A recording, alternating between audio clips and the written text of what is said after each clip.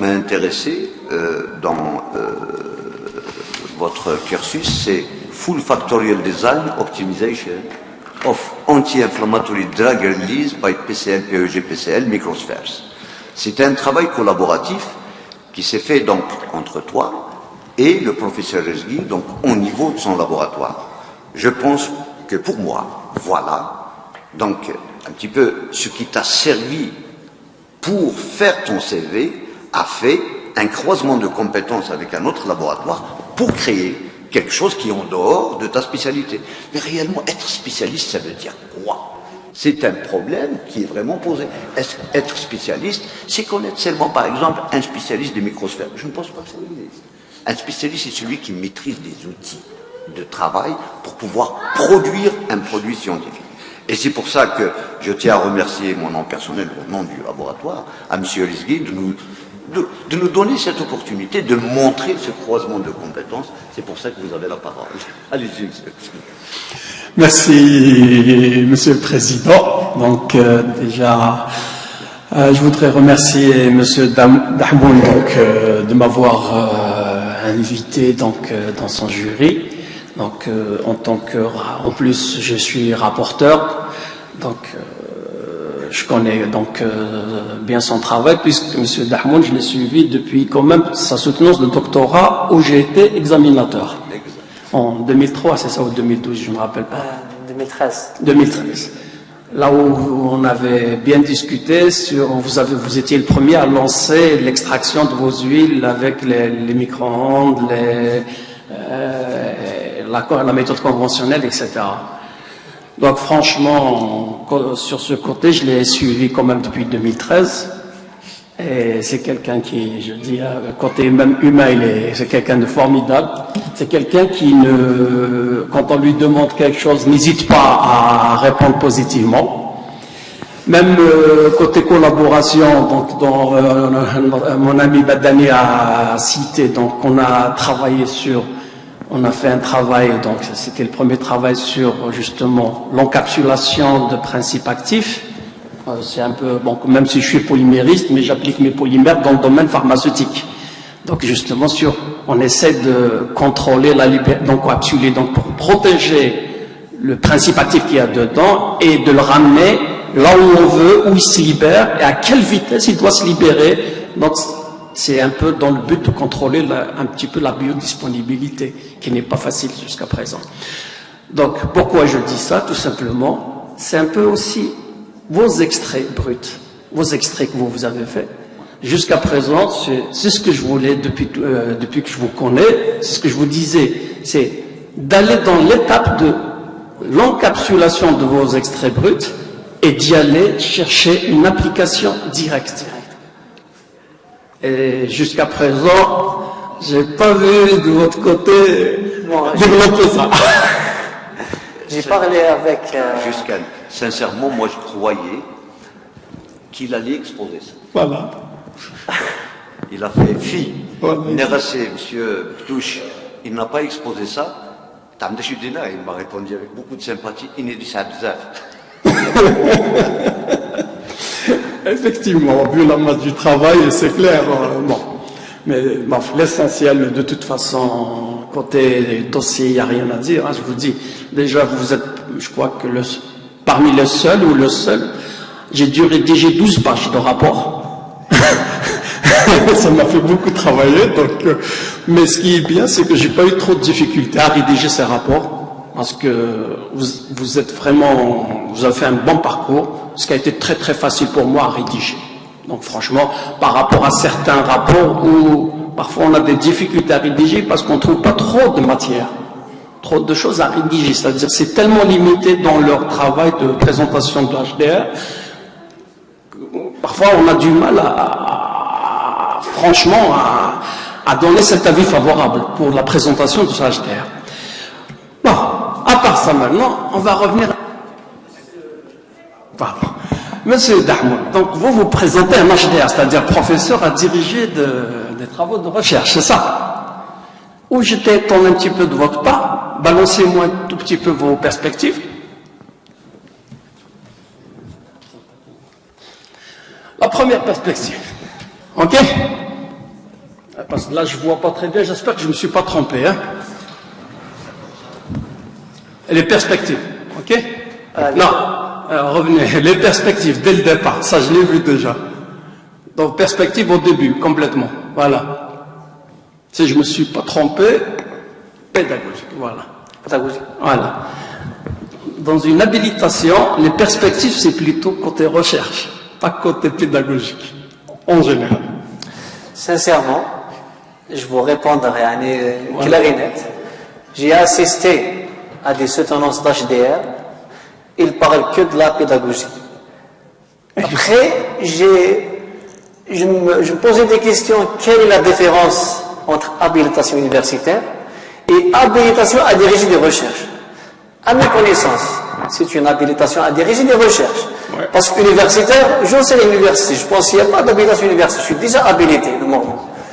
Mais concernant habilitation donc universitaire et la différence entre habilitation à diriger des recherches, je vous remets la question, s'il y a non, en général, dans les perspectives, parce que la question qu'on vous pose, maintenant vous allez bientôt, j'espère, Inch'Allah, être un MCA, c'est-à-dire un maître de conférence de classe A. Automatiquement, vous allez encadrer des thèses de doctorat, ça c'est clair. À Bouira, donc sûrement avec le lancement de l'école doctorale, et je pense qu'ils ont là-bas aussi des concours doctoraux. Ah oui, voilà. Vous allez obligatoirement diriger, surtout que là-bas vous n'êtes pas très nombreux. Donc la question, quel est votre premier projet? Sur quoi vous allez travailler maintenant? Donc votre projet d'encadrement de doctorat, si je peux me le permettre. Est-ce que vous avez une idée? C'est ça que je voulais voir moi ici. Bon, pour le premier projet, il a été déjà déclenché. Je concadre. Il est en cours. Bon, je concadre une doctorante avec Cheikh. Donc, elle travaille sur les cinétiques de séchage, sur la comparaison esthétique séchage. Et donc, un étudiant en Master 2, donc au Master, donc, que j'envisage donc, à l'encadrer, c'est le travail de valoriser les déchets de la station d'épuration de l'ONA, de Bouira. Donc, c'est un projet, donc, Inch'Allah, on aura l'occasion d'avoir donc l'opportunité de... Fais attention à la marche. On va tomber. Juste à professeur Zghi, il se trouve que l'universitaire, par définition, d'ailleurs même le texte, c'est ce qu'il écrit, nous formons par la recherche. C'est-à-dire, c'est notre capacité à résoudre des problèmes par la recherche qui va faire demain toutes les offres de formation que nous faisons. Vous savez, l'Algérie, elle a vécu beaucoup de problèmes quand on a copié des offres de formation et on les a installées sans qu'on ait les experts formés par la recherche dans ces cours-là. Maintenant, de plus en plus, les offres de formation sont orientées aux outils que maîtrise le docteur, ou le docteur, ou l'habilité. Quand on fait la formation par la recherche, d'ailleurs, vous savez, quand on fait une offre de formation, on ne donne pas un rang non magistral la capacité de diriger l'option ou de diriger la filière. C'est-à-dire, on la donne à un rang magistral, c'est-à-dire quelqu'un d'habilité. Donc, quelqu'un qui n'a pas l'habilitation à diriger la recherche ne peut pas diriger une offre de formation, même si elle n'est pas doctorale. Les textes, c'est ça ce qu'ils disent. Donc, puisque les textes, c'est la formation par la recherche, je pense que la pédagogie que nous prestons, c'est ce que nous savons faire en recherche. Sinon, si nous prestons une pédagogie que nous ne connaissons pas, ça s'appelle comment? Et d'ailleurs, je pense, nous vivons en Algérie ce petit problème, parce que beaucoup de pédagogie est prestée par des gens qui ne connaissent même pas ce que c'est que le module. Ils l'apprennent, c'est quand on leur donne le module. Le polycope, mais la prestation, elle est souvent sujette à incompréhension. Il faut être très correct. Voilà. D'accord. Surtout, ma question, c'est-à-dire, je ne parle pas de ce que vous êtes en train de faire actuellement. Ça, je sais que vous êtes en train de concadrer. Je veux dire, si vous avez un sujet à proposer en thèse de doctorat pour quelqu'un à l'avenir, sur quoi vous allez vous lancer? Une thèse de doctorat? Thèse de doctorat, je ne parle pas de master. C'est donc... Vous savez pourquoi vous avez ce problème? Parce que vous avez touché à plusieurs choses et vous ne savez pas quoi choisir. J'ai compris. Donc, bon, j'ai une chose dans ma tête, mais pour proposer, donc, ma proposition dépend des personnes, des doctorants, premièrement. Donc, donc directement un sujet comme ça, donc c'est un petit peu... je vous dis, préparez-vous pour l'année prochaine, parce que je suis sûr que Bouera va vous demander d'encadrer. Donc vous avez intérêt à avoir un sujet en tête. Bon, je continue dans le même sens toujours. Donc, avant que j'oublie, d'abord je vous donne, surtout vous dans vos perspectives, vous avez parlé un petit peu des micro-ondes, dans leur application, dans le séchage et tout. Bon, c'est vrai que, mais pour les chimistes, s'il y a des gens ici qui sont chimistes, il y a un axe que vous avez ouvert qui est la réaction chimique en utilisant les micro-ondes. C'est un gain de temps immense. Et la réaction se fait très rapidement et ça donne de bons résultats. Et ça aussi, vous ne l'avez pas souligné, c'est normal parce que je suis chimiste, c'est vrai que je sais. Ok. Donc il y a ça. Il y a eu encore un autre, quand vous l'avez, je ne l'avais pas en tête, mais quand vous en avez parlé, donc l'idée m'est venue automatiquement. Vous avez parlé des bouts de valorisation, des bouts de stations d'épuration.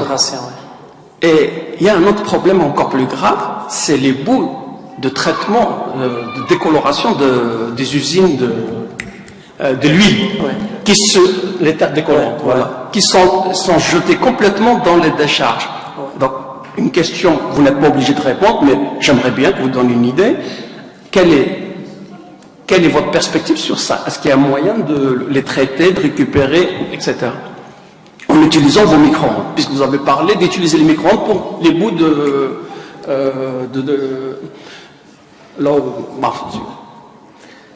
Bon, j'ai pas bien compris la question. Vous n'avez pas compris la question. Tout à l'heure, vous avez parlé des bouts des stations d'épuration. Vous avez dit, je crois, que vous avez un projet qui permet de récupérer les déchets, etc. Les terres décolorantes. Est-ce que ça peut s'appliquer sur les terres décolorantes ou pas, votre projet?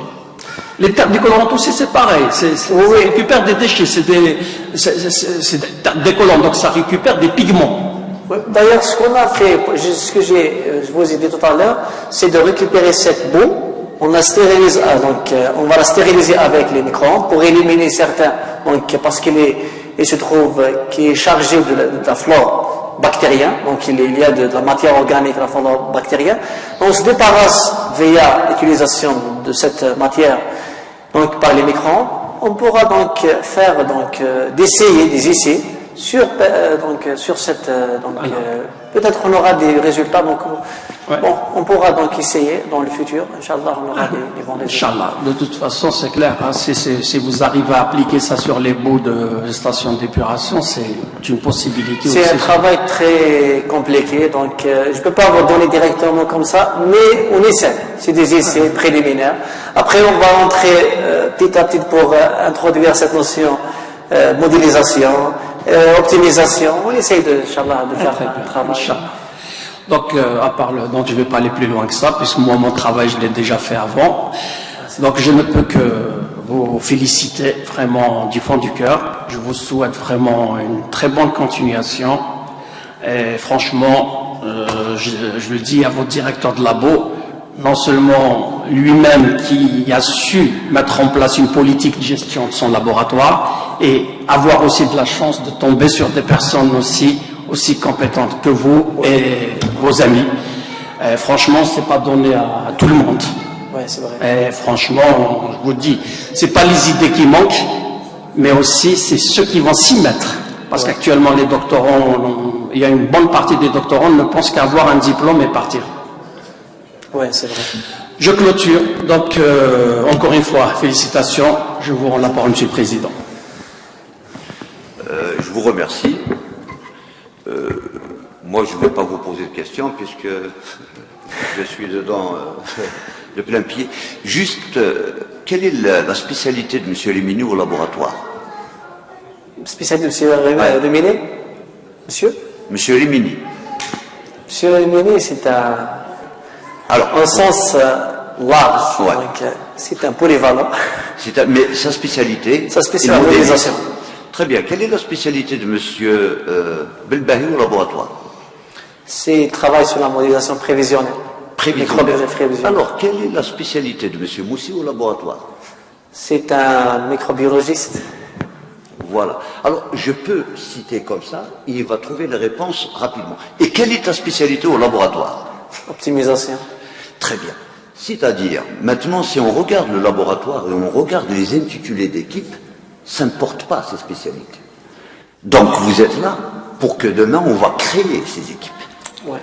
Donc, on l'a déjà discuté, nous sommes actuellement sur une dynamique pour aller créer une sorte d'impôle tel qu'il a été fait en France. C'est pour ça que je t'ai dit, raconte-nous l'histoire de Shemat. Shemat, maintenant, on rivalise avec lui sur les micro-ondes.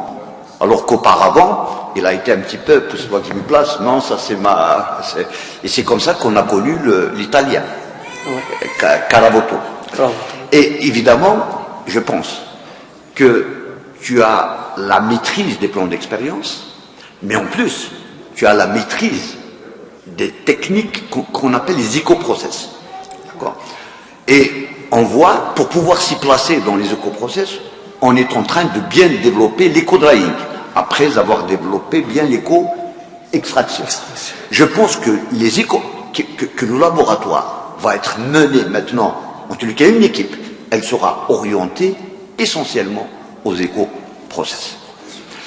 Évidemment, il y aura une autre équipe qui va être orientée à la microbiologie prédictive. Nous avons un très bon expert au niveau du labo. Donc, l'habilitation à diriger la recherche, en plus de la pédagogie, en plus de la recherche personnelle, il y a ce qu'on appelle cette recherche de groupe. Parce que la question posée, faire 13 publications en une année, honnêtement, c'est un score à l'échelle individuelle. Mais c'est un score qui est très faible à l'échelle collective. Pourquoi? Parce qu'on en a discuté. Normalement, tu devrais avoir cette année une quarantaine. Et, c'est-à-dire, à l'échelle individuelle, 13 publications, c'est vraiment du top. Mais à l'échelle collective, c'est vraiment peu. J'étais en train de raconter hier à nos amis ici présents, c'est que j'ai regardé de très près l'expérience des écoles doctorales, par exemple du CIRAD, ou les écoles doctorales qui existent à Rouen, donc ce sont nos partenaires. Le travail collabore. D'ailleurs, ce sont des écoles doctorales à combien d'étudiants?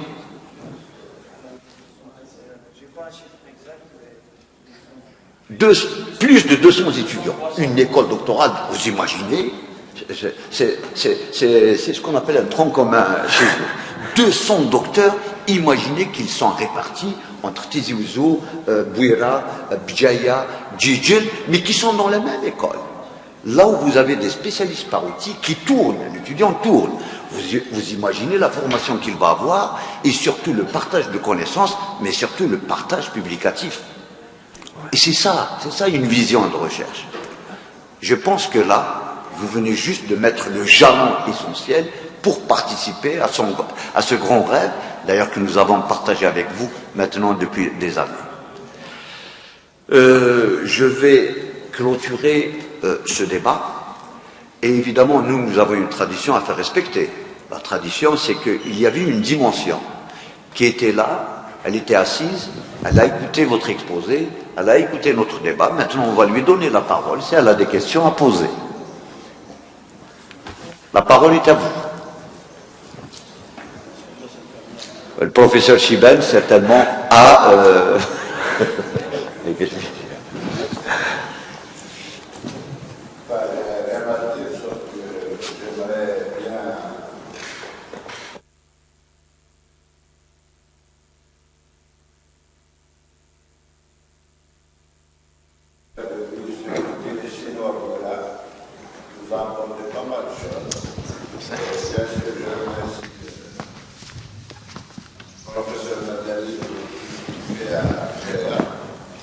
Je tenais aussi à féliciter